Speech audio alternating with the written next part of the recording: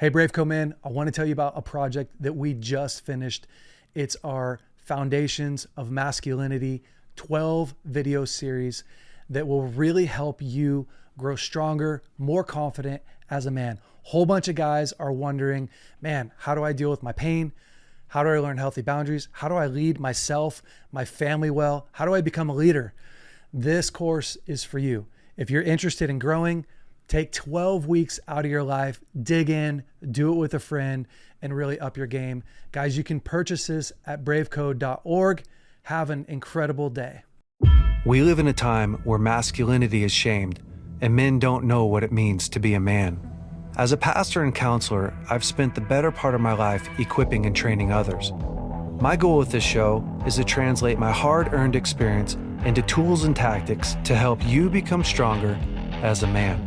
This is the BraveCo podcast. I'm your host, Jason Vallotton.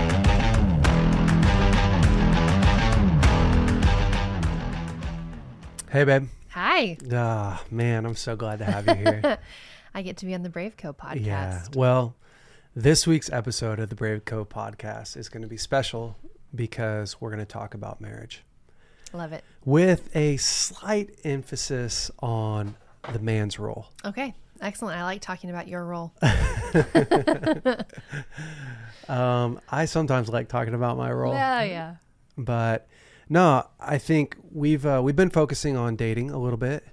I had Allie come in. Fun. Yeah. She's the best. She was so great. And we have a lot of married people. Yeah. And a lot of people that are thinking about getting married someday, even if they're not married now. Mm-hmm. And so we thought it would be a great thing to talk about, you and me. Fun. Yeah. Let's do it. We've been married for 11 years. Yeah, going on 12. And we have quite an interesting dynamic. We do. Do you want to explain it? Yeah, sure. You do best at explaining things. Okay. Well, yeah, for anybody that doesn't know, we were married in 2011. You had 3 kids from your first marriage. So at the time they were 12, 9, and 6. Now they are 20, almost 23, almost 21, and almost 18. Gosh, we've done a lot of... Boom. A lot of years. A lot of years. A lot of seasons. So the big kids, the oldest is often married. You met Allie last week. Yeah. Everybody met Allie in the dating episode. And then we have a 2-year-old little girl and a 4-month-old little boy. So we have 5. We have 5 kids. 6 if you count Al. And I mean, when I married you, when you came into their life, it was at such a pivotal and crazy time. Mm-hmm. And so what I love about our marriage is that we started out mid-hike, mid-hill. Yeah. Like if we're on a backpacking adventure, you didn't get any flat ground. No. Like you didn't start at the bottom. A helicopter dropped me off. We did not start at base camp.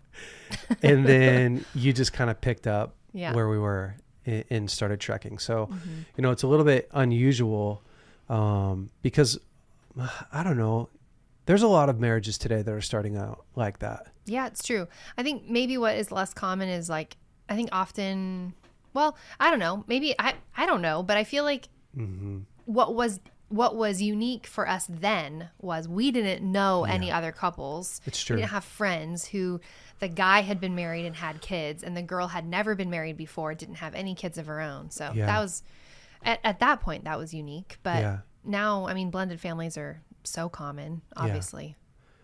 Yeah. So jumping in, a lot of, we do a lot of conversations with people about marriage, what makes marriage work, how do you build a strong, healthy marriage, and we're going to do some of that here.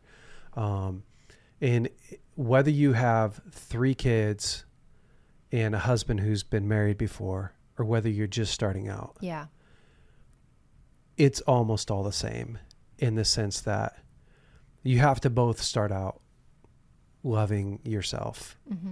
And it's like that analogy of the box that we talk about a lot, right? Like marriage is an empty box.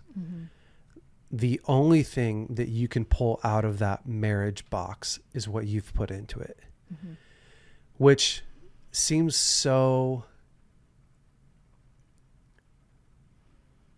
juvenile, like not juvenile. Seems so juvenile. Yeah.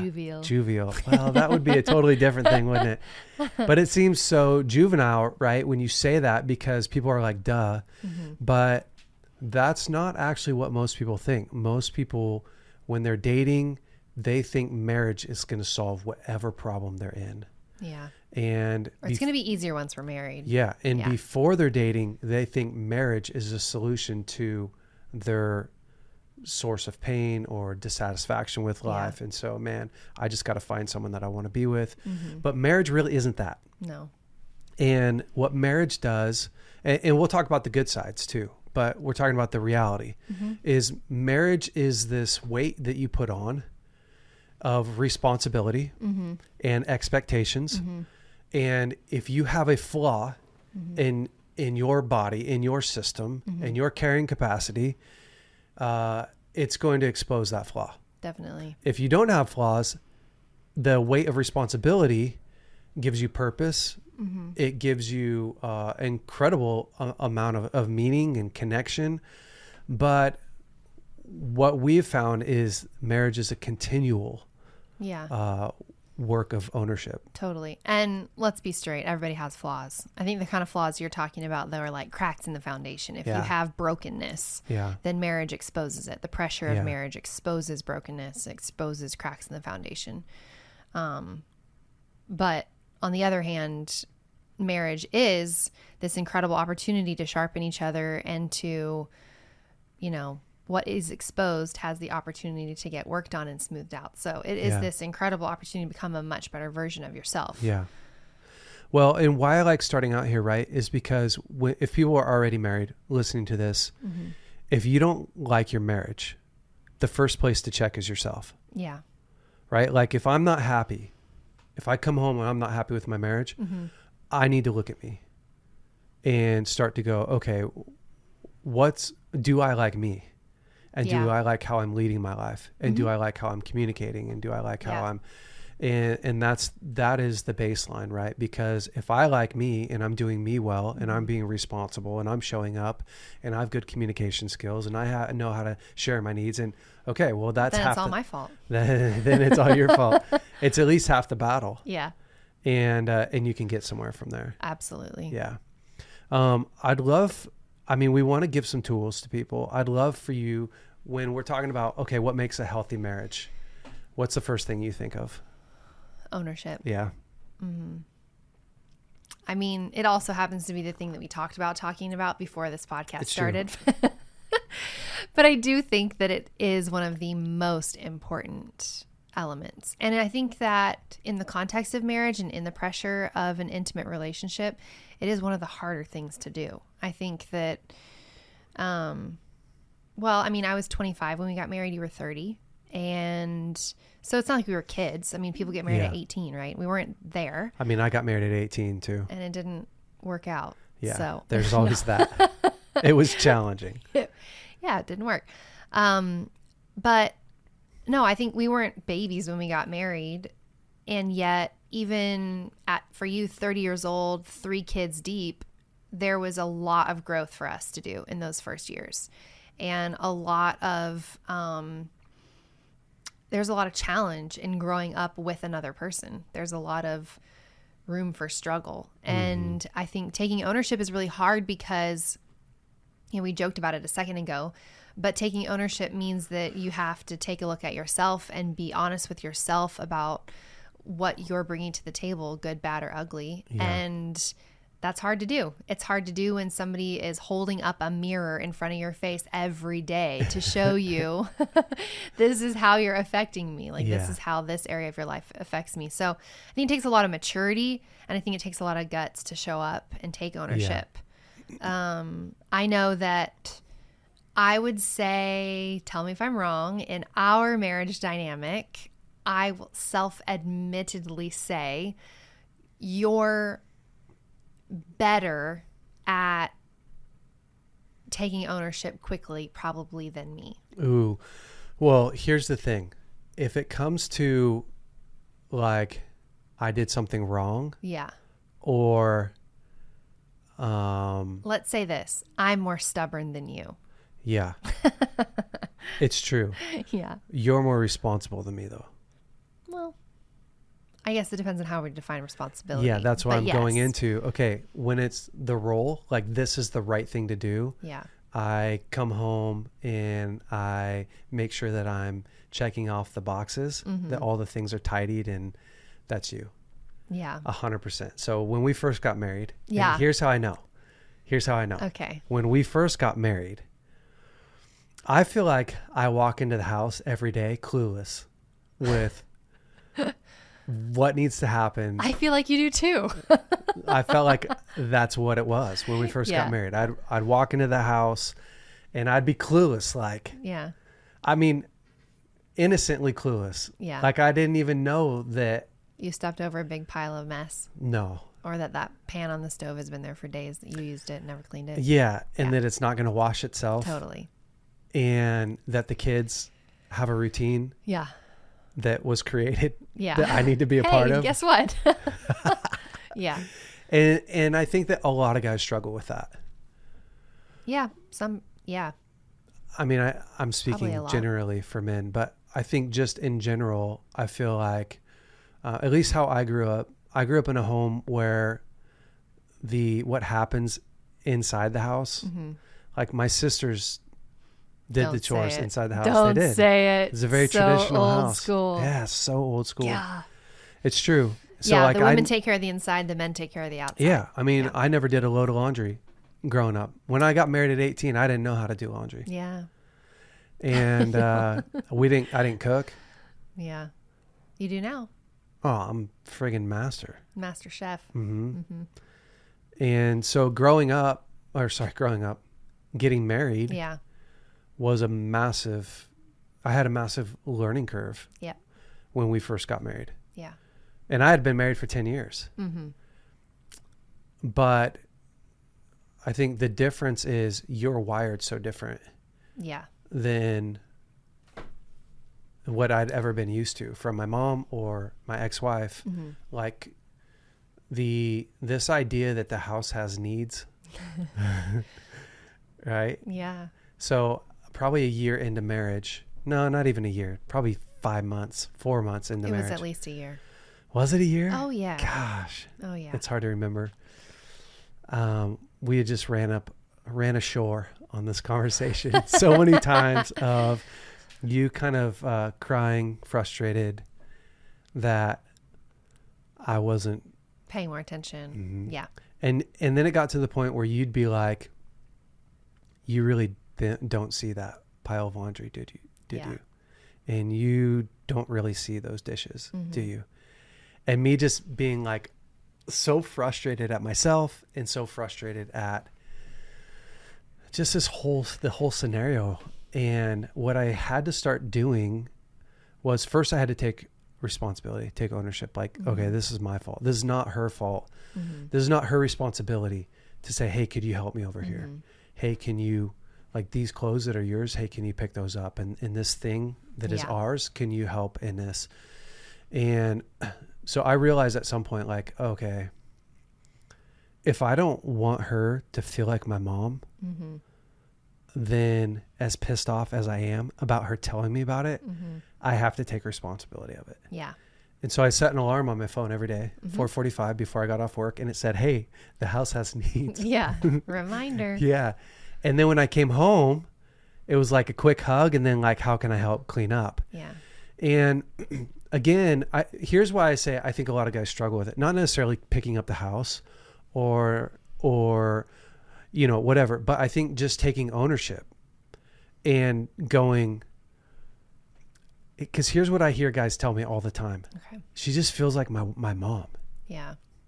She feels like my mom. Although the thing that they're saying she feels like my mom about, they know that they're supposed to do. Right. So it could be, hey, the kids need attention and you're over here On your phone. Not paying attention. Yeah. Or, hey, you just got home from a long day of work, but like, I want to connect with you. Or it feels like the momentum in the marriage, a lot is left to the wife. Yeah. I think I think that is probably a common issue. If we're talking about ownership, though, like I said, you're quicker to take ownership than me. I'm thinking more along the lines of like, if I hurt you and you hurt me, like you're totally. No, you're savage in that scenario. I have to prove definitively that it actually was better. Your fault. I've gotten better. Yeah, there's been some slight improvements. I have improved. You have. But I am more stubborn than you, that's for sure. But you're right. I guess this is something that I'd want to say on the note of like ownership and being and practically taking ownership in the home and in the family. I would say one of the things that you taught me when we got married is that there is not a standard list of rights and wrongs when it comes to marriage. Yeah. That my list in my head of what is responsible or what we should do to be a healthy family that does the right thing is very subjective to me. It's based on how I grew up. It's based on my normal. Our listeners don't know how much work that took to get you to that place where the shoulds, there wasn't a certain standard of normal. I mean, there are some things that are standard, but then there's this also the subjective list. I just want the guys to know, like, he worked on me a long time. That was a big breakthrough. He worked on me. Yeah. But my point there is, I think that regardless of the lists of responsibilities or shoulds, in a marriage, you're only going to enjoy your marriage if both people feel like they have permission to turn up with their needs and to be who they are. So for me, actually, the need under all of that was to feel partnered with and to feel like we were a team in eliminating chaos in our life. Like chaos, for my personality, chaos, even in my space, like environmental chaos, is a total trigger for me. It makes me feel like, I mean, I'm the kid who I couldn't even study for my exams in college until I cleaned my room. I had to like tidy my desk and put all the paper clips away before I could study for my test. And I never cleaned my room or studied for a test. Exactly. So there's the difference between us. It's so true. And true story. Yeah. But I think that like my needs matter in that situation. Like our life as a family, our life as a married couple isn't going to be awesome if I feel like what I need in order to enjoy our home doesn't matter to you. So it's not because it's like what an adult male should do. He should come inside and check the trash can before he sits down on the couch, or he should look around the room and see if there's any toys to pick up. Like, I mean, debatable, but let's just say for the sake of this conversation, you're only doing those things because it actually helps me. Yeah, it matters to you. It matters to me. So I think the point there is in marriage, when it comes to taking ownership, your life is not your own when you're married. You don't have the luxury of just coming in and doing what you want or what feels good to you or what's normal to you. If you're going to have a happy marriage, you have to come in caring about the other person and actually intentionally shifting to meet that person's needs as well as making your own needs known. And so I think for anybody listening, I would want to say, you know, I think this is a common complaint, a common issue in marriage, mostly because it's hard to prefer somebody else over yourself. Yeah. It's hard to, care about things that you don't naturally care about. It takes for us, like I said, we've been going on 12 years of marriage, and I think we're doing a better and better job every year at caring about what matters to the other person. So there's that. There's that side of taking ownership. It's true. Yeah, it's definitely multifaceted. Yeah. And it's not very instinctual to just come in and be like, oh, I naturally want to take care of what's important to her is important to me. That is a learned thing. Mm-hmm. I think the real challenge, right, is even if I want to make what's important to you important to me, what's the system that I've set up to do that? Definitely. To really pull that off. Yeah. And again, I think that's the big failure. Yeah. That's the thing that typically never gets set up. Mm-hmm. And in a lot of ways, like we're still perfecting a lot of those in different areas of our life. Oh yeah. But it's so important because if I don't find a way to make what's important to you important to me, I'm literally telling you, I'm sending you the opposite message. Yeah. Day in and day out. And until I convince you that you are important to me, you'll feel like we're in a war together, which is tough. Yeah. Or like I have to Compete. prove that, what I need matters. Yeah.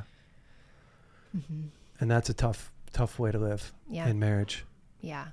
Yeah. One of the things that, like a different angle of ownership that I think is equally as important in marriage is just that as an individual. So we have our married life and we have our reality as a couple, where our life is not our own, but we're also two individuals coming into the relationship. And, of course, like we're each on our own learning journeys. We're each growing and maturing in different areas. We're each pursuing different things. And I think, one of the things that I have appreciated in our marriage is that there's never been a day where I have wondered if you will address something that comes up. If something comes up inside of you that's a hindrance to your best self, I don't have to worry if you're going to address it. You are quick to take ownership.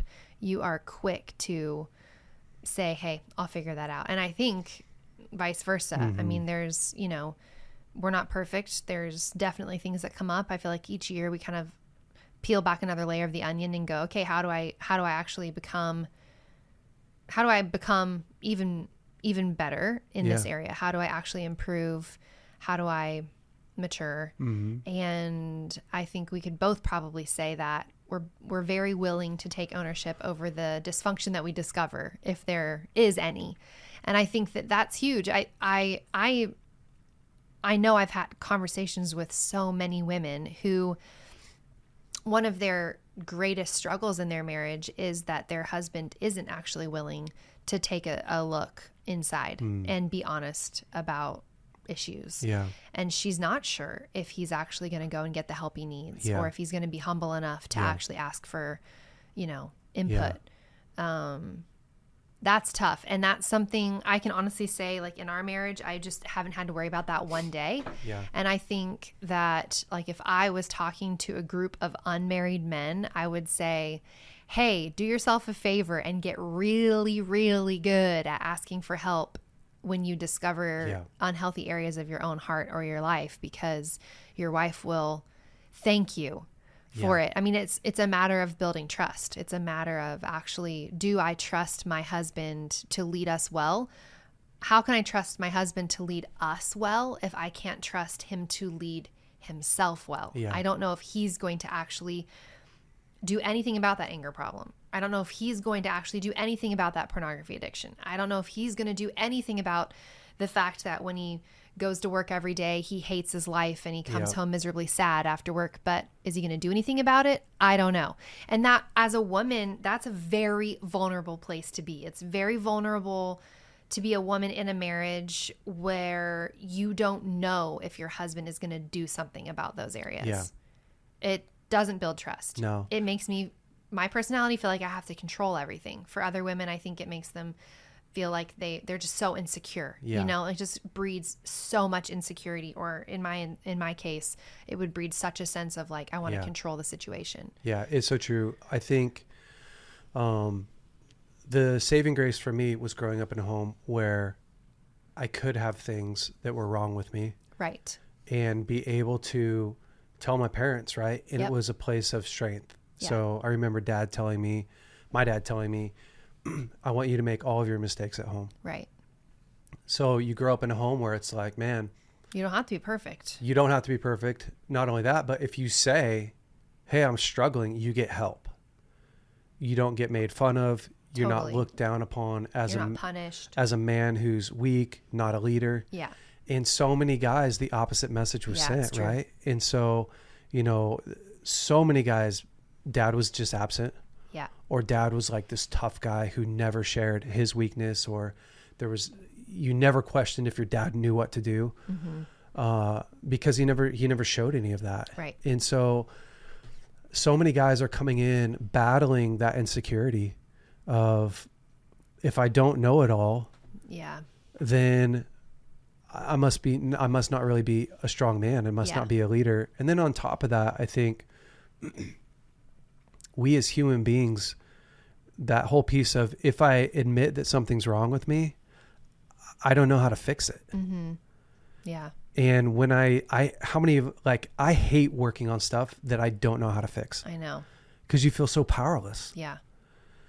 And we've had the luxury of I spent the last 20 years of my life helping people, right? So I'm connected to some of the greatest minds on the planet when it comes to, I need help. What's the right thing to do? And a lot of people don't grow up like that. They don't grow up with access to a Danny Silk so you don't get that mindset, right? That says, hey, it's not a big deal. You find out that you've got a porn problem, take ownership of that, seek some help, and you're going to get better. You don't know how to parent kids. Great. Take ownership of that. Maybe get an e-course, get a whatever, find out who's trusted. And so there's been that. I had the luxury of growing up in a culture that said, hey, don't pretend like you know it all. Right. Reach out and get some help. And it's true. I think so many marriages suffer. Yeah. I mean, you did grow up with that as a luxury. And I mean, like you said, I think most people don't.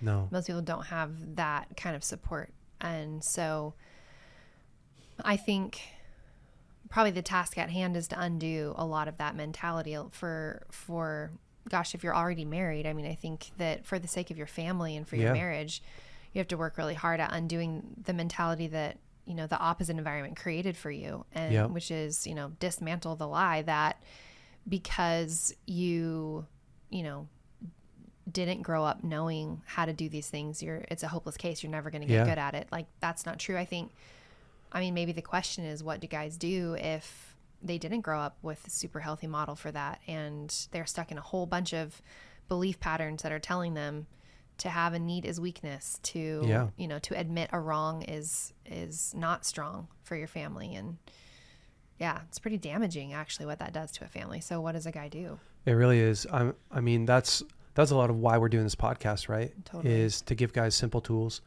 that help them to be stronger, to be a stronger man in real strength. So I always say that the day you find something in yourself that needs to change is a good day, because you can fix that. You have 100% control over that. Yeah. Almost. I mean, if it's your problem, yeah, great, you can fix it. So there's lots of options. The easiest one is, if you have money, go to a counselor. Like, super simple. And if you don't have money, maybe save for a counselor. And I'm going to explain this more. Like, I'm going to unpack this. The reason why I say that is, if let's say that you've had an issue. Let's say that you grew up in a home where dad wasn't kind, and you have anger issues because you have all that pain inside, and you've just been this way forever. Well, if you could have fixed it, you probably would have fixed it totally on your own. So let's start there, baseline, with this admittance. I have lived like this for a long time. I have a problem. I got a problem. Yeah. If you go get a counselor and say, hey, I got a problem. My dad lived like this, this is how I grew up, got a bunch of pain inside. I don't know how to deal with my pain. I was never given a 5-step process for dealing with pain or how to explain my needs. Or great, you go to a counselor, and that's a 2-month journey. That's a 2.5, 3-month journey of unpacking. And it could be longer. I know people that have been, it just depends on how deep and how bad, but it's not a lifetime journey. I mean, in a short amount of time, you could get somebody's insight, input, wisdom, that this is what they're an expert in. It's, for instance, it's like if a guy has a blown head gasket in his car, and he's relying upon that car. Well, you could learn how to fix that on your own. I mean, you could get the manual, you can get on YouTube, and you could watch that. And listen, if you don't have any money, that's the way to do it. Yeah. You get on YouTube and you watch, and it's hours, right? Yeah. Or you can take it to a mechanic, and you could pay for someone who's an expert in doing that. And the cost is there. You know, the other thing is get with guys who are healed. Mm-hmm. So I think that that's a mistake that a lot of us make as men. Again, we don't want to feel weak. So sometimes we get around men who have the same issue as us. Yeah. And my dad always says misery loves company. Mm-hmm.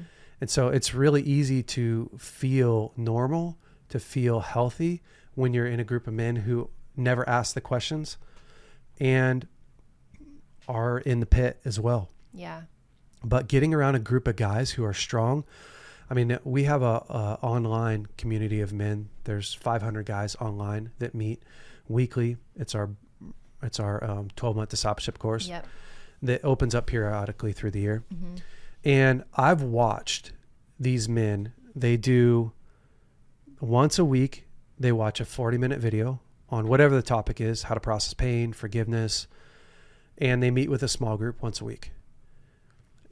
Just from meeting with those small group guys and having a place where they could be open and say, I'm really struggling. Yeah. I'm struggling whatever with my wife, or I'm struggling with myself, or masturbation, or porn. I've watched those guys go to a whole nother level. Yeah. Because there's something that happens when you're with a group of people and in the atmosphere creates real authenticity, real vulnerability, real connection. Is that thing that, let's say that you don't have an expert counselor to get in there and help you. Just in feeling really accepted, just in being able to process, just in somebody genuinely asking you questions, somebody being there for you heals a lot of the stuff. Yeah. That took so long to get there. Totally. And so I would say, get in a community of men. Yeah. Get a counselor if you need to. Read books. That's another way. Like there's so much information today that I even think my dad never had access to. Right. It's crazy. Yeah. On YouTube, you can figure out, like on YouTube alone, you could almost all the content that I would give away or that I would sell, you could find on YouTube. Yeah. If you spent enough time looking at it, researching it. Totally. And so, but the main thing is to take ownership, right? Yeah. And from there to go, I don't want to live like this forever. Yeah. I need to get involved with guys who are running in this direction. Yeah. And so men, like sometimes you've got to ditch your bad friends. Like sometimes you have to not go to the guys' night where they're whatever, getting drunk and smoking pot. And I don't know. Yeah. Like you sometimes have to change your entire life and decide like, I'm going to get around a group of guys that kick butt, that are fun, that are real men, but are honest. Yeah. And gonna keep me accountable to my highest calling, not to my sin. Right. For what I can do. Yeah. I remember when we were dating, one of the things that made me feel super safe moving forward with you into marriage was that you had other men in your life that you were talking to about everything, and that there wasn't anything that somebody didn't know about you. And I do think that, as a woman, I think women do carry obviously men carry an incredible amount of pressure to lead your families, and women carry pressures for different things. And I think there is a pressure that women carry generally to create a space that feels safe and that feels like a soft landing place for her family. So for the kids and for her spouse. But it's an incredible amount of pressure on a woman if I'm the only person that knows your issues. Yeah. Like if we're married and as your wife, I'm the only person on the planet that knows what you're dealing with. It's too much. It's an incredible amount of pressure because I am calculating that into everything I'm doing to create this space for us and for our family. And I need you to change. I want you to change so that we can feel the wholeness and we feel like this place of safety. I know that you coming into the family and bringing your full self depends on you getting free in these different areas. Yeah. But I can't force you to change. I'm the only person that knows the issue. I feel the brunt of the issue all day, every day, but I can't actually force you to change. Like, man, as a woman, that's too much. But I think as a woman who's married to a man who has other men in your life that you are talking to, whether it's your dad, people that you work for or with, friends, other leaders in the environment, like I don't ever have to worry whether you are, I'm never the only person that knows your issue, which is an incredibly freeing thing. And I don't know that people know what that does to a marriage all the time. You know, you can't, you're not supposed to be each other's husband or wife and counselor. No, that doesn't work. It doesn't work. No. And it's so hard. It's so much pressure. Again, it's like, that's why guys are saying, well, she feels like my mom. Yeah. Well, it's like, yeah, she's the only one that knows you. And she's the only one that is dealing with your stuff day after day. And she gets tired of it. Yeah. And she's pissed off. Yeah. No, I grew up, again, like, I mean, these guys have all heard my story. So I've grew up with struggling with pornography, masturbation, all that stuff. And at some point in my life, I realized like I don't want to be walking around with secrets. Yeah. If you're hiding, here's the problem with hiding stuff is what you hide defines you. It becomes your identity, right? So are these things, these sins, even if it's not a sin, these secrets that we hide becomes these definers. You are that bad thing. You are your worst day is what happens. And I just realized like, man, when you get that stuff out, it's like, the weight lifts off you so quick. It takes way less time to fix than what you thought it was going to. You love yourself so much more. And you get to hold your head up high. So I've just lived with this standard of like, man, I don't ever want to feel like I felt when I was 16 and did these, whatever things were. And so I've just fought for that. And guys have to do that. You know, that's another like first step is if nobody knows you or if only your wife knows you or if she doesn't know everything, like you got to get clean. There's a price that you pay for a clean heart. Yeah. And that price is heavy and painful often, but it leads to so much freedom. It's the only way to freedom. Yeah. Is by being able to really share what's going on inside of you. Yeah. Yeah. Definitely. I had one other thought about just ownership. I'm just thinking about marriage dynamics, and I have a friend who... Oh, I was going to say something. Oh, go ahead. Before. Because I forgot what I was going to say. Oh. I think it's helpful to explain that the man's the catalyst in a relationship. And this is not just me being like old school. If you look at statistics, I won't get it perfect, but I'll get close. If a child gets saved in a home and the rest of the home isn't saved, there's like a 5% chance that the rest of the home will get saved. If a wife gets saved in a home and the rest of the family isn't, there's like a 12 to 15, something like that. It's small. Okay. If a husband gets saved and the rest of the family isn't, it's like 85 to 90%. Wow. Yeah. Yeah. And you guys can go look up that statistic. I didn't get it perfect, but the man is such a catalyst for the direction of the home in the same way that the man's a catalyst for the direction and the speed of the relationship when we're dating. And the reason why is, one, it's God's design, but a man is supposed to bring peace to chaos. He's supposed to bring strength into the family. And he's supposed to be the one that's going like, together we're going to create a safe, healthy space. So I'm going to go first. Like I'm going to be the first one through the door. Yep. This is safe. Yep. This is healthy. Yep. This is, and then you come in and we partner together. It's not a pecking order in the sense of more valuable but it's just naturally how God made us. And so here's the thing is in counseling a lot, I hear there's a lot of times when one person will come in and the other person doesn't want to go. Yeah. You know, wives saying, what do I do? My husband and I are arguing. And my recommendation is always, well, why don't you come in? But if a guy, like if there's a man listening to this and he's like, man, my marriage is tough. My wife feels distant from me. Our marriage isn't working out. Mm-hmm. If you will be a catalyst and you will take ownership for your stuff and work on your stuff, almost every time I see that family turn around. Yeah. Because most of her fear, most of her reservation, or most of the agitation that you feel is her protecting herself from what feels dangerous. Totally.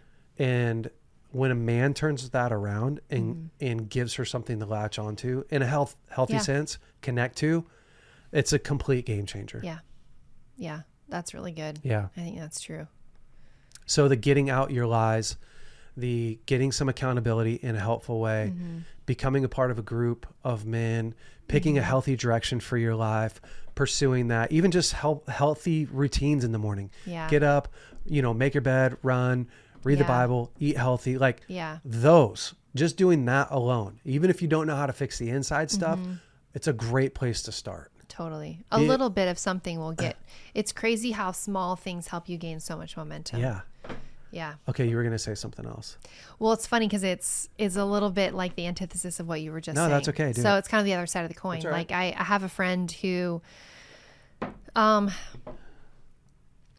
think struggles with fears, like we all have different fears, whatever. She's got fears in different areas, and a common thread in their dynamic is, I'm just waiting for him to figure it out, like take ownership. Yeah. Like I'm not gonna toe that line. I'm not gonna. Yeah. But it's laced with this like I'm actually afraid to do it myself, and so I'm gonna blame him for not figuring this out for us. And I just think that gets dangerous because, the guy was designed to be the catalyst. Yes, actually, the family functions really well if the father is the father. Yep. There's actually a male figure who should be the father of a family. And when that structure is intact, things go better. Things go better than, in the alternative scenario. But at the same time, I just think, I'm thinking about marriages that might be struggling or people that might be listening. And I'm thinking, gosh, one person's fear should never be, don't use your own fear or insecurity to pit yourself against your spouse and blame them for, whatever reality you have going on in your marriage that you don't like. Yeah. And I think for a woman to know that she's powerful to address whatever's going on inside of her and actually vocalizing the needs that she has or the desires that she has. And it just only works well when both people are willing to take ownership is what I'm saying. Yeah, it's true. And we can't just rely on the stereotypical gender roles to say like, well, if this doesn't fall in my category, then I don't know. We're just good luck. I'm out, or he's going to have to figure it out. I'm not going to do that for him. It's like, well, that isn't really how marriage works. That's what the real awesome. Like when I hear you explain that, it reminds me of John Gottman, who wrote the book The 7 Principles for Making Marriage Work. They have an incredible institute where they do like live studies on couples, and they have what's called the 4 horsemen for marriage, and basically marriages, they can predict with like 92% accuracy if a marriage is going to succeed or fail in the first like 10 minutes of watching a couple argue. Wow. Yeah. And so, and there's 4, like they have 4 horsemen that they're looking for inside of a relationship. Okay. And if all 4 of them are present, like it's alarming. Yeah. So one of the horsemen is resentment. And when you were talking about that, like your friend who's like, that's my husband's job, he's supposed to be doing that. I'm not going to do that. Yeah. The real challenge is when people get into that mode where they're resentful, they become enemies. And it's worse than it's so much worse than going, I have needs and these needs aren't being fulfilled. Yeah. So I'm in pain. And I'm praying for him. I'm reading some boundary books. I'm learning some boundaries. I'm not going to take all this on, but at the same time, like I'm not going to make him my enemy. Yeah. Because when you start to make your partner your enemy, it's the beginning of the end. Yeah. In a relationship, it's unforgiveness would be another one, right? So resentment, unforgiveness. When you get into that mode in a marriage where you're keeping score and keeping track, like it's so incredibly painful. And now you're not just dealing with the original issue. Right. Like he needs to take ownership. Yeah. And that's a journey for him. And he's on that journey. Maybe she or he, you'll make your marriage so much worse if you become resentful, if you harbor unforgiveness to the point where you can't almost get out of it. Yeah. And so my suggestion is, listen, there's places where you're pulling weight for me, where you pulled weight for a long time in areas that I needed to grow stronger at. Yeah. And there's places where I pull weight for you that are kind of annoying sometimes. And we send that message back and forth like, I love you, but I need a plan for this. Or I love you, but man, this is hard for me. This is really hard. And I think we've learned over time that we're both on this journey. And it's my responsibility to manage my end of our connection, taking ownership of that. It's my responsibility to keep our main goal intact, which is connection, right? Yeah. So my goal with Lauren isn't to have a peaceful marriage. My goal with her is to have a connected marriage.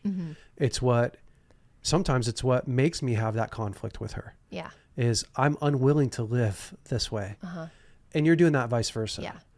And so I think that really remembering, really having that in mind with everything that we do, like at the end of the day, real connection, living in a connected marriage is the goal. Yeah. That is both of our goal. Yeah. In order to do that, we're going to have to take responsibility. Yeah.